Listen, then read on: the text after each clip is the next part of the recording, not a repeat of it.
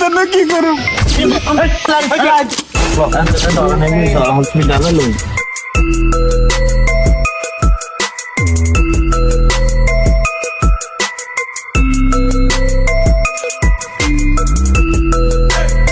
রে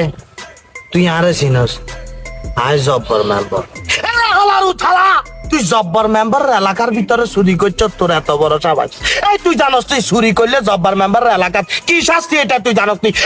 তুই এত হুন্দুর 100 বার ডাইরেক্ট উয়ালা মেম্বার সাহেব এত 100 বার তো হইতো না এত আমাদের এলাকা চুরি করছে এত 200 বার দিয়ে রাখ এই থামো মিয়া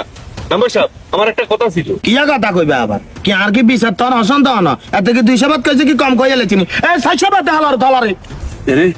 এতারে 600 বার দিলে তো বাইজবনি এই মিয়া থামো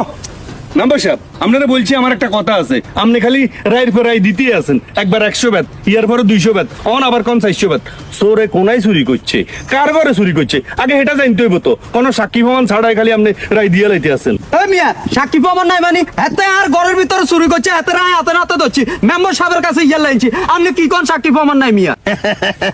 কি বুঝলেন খবর মিয়া কি সাক্ষী প্রমাণ কি আর লাগবো নি এটা তুন সাক্ষী আর কিছু আছে হাতে ডাইরেক্ট শরীরে ডাইরেক্ট হাতে নাতে ধরি আর কাছে আনি ধরাই দিছে আই হাতে ডাইরেক্ট খোলাই দি বান্ধা দিছে গাছের লগে এটা তুন কি আর সাক্ষী লাগে এই হাতে আরো 600 বাদ দে এই মেম্বার সাহেব আপনি দেখি খালি গৃহস্থির কথা উনি একতরফা বিচারে করতে আছেন চোরের মুখ তো দুই চারের কথা হুন্ডার দরকার আছে এই কি কোন আপনারা ঠিক আছে কিন্তু চোরের মুখ তো দুই চারের কথা শুনতে মেম্বার সাহেব আমরা এই মেম্বার কি আপনারা নাকি মেম্বার আই জব্বর মেম্বার আবার সর মতন কি এর কথা শুনুম আর ফেদি কথা কন মিয়া সর মতন কথা শুনবে টাইম আছে নি এই কি হালার ছলার মার আরে তুই ভাই মার এই মিয়া এই আমেন এই আমেন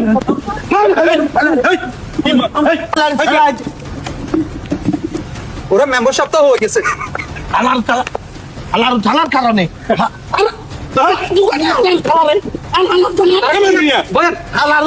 চুরি করে তারপর মেম্বার এলাকা এই মিয়া আপনি মগের মূল্য খেয়েছেন নাকি কি মগের মূল্য খাইতো হ্যাঁ আরে মগের মূল্য না কি হ্যাঁ দেশটারে তো আপনারা উড়া মগের মূল্য বানাইছেন আরে বই কথা কোন দেশের মগের মূল্য কিয়া বানাইছি আপনার কি বিবেক বুদ্ধি নাই নাকি হ্যাঁ আপনারা বারবার কইতে আছি সরের মতন দুই চারের কথা হইন বললাই আপনি হেটা নহনি খালি দুমাই হমাই সমানে ব্যাগে মিলি হিটতে আছেন এই যে আমনে মতো অশিক্ষিত মূর্খ লোকদেরকে আমরা ক্ষমতাত বইয়াই দেশের এই অবস্থা সমাজের এই অবস্থা মিয়া তাহলে তো শিক্ষিত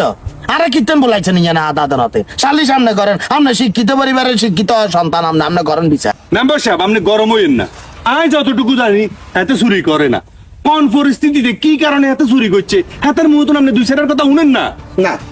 আমি অশিক্ষিত মূর্খ আরে মেম্বার বানাই এলাকার ক্ষতি বিচার দেশের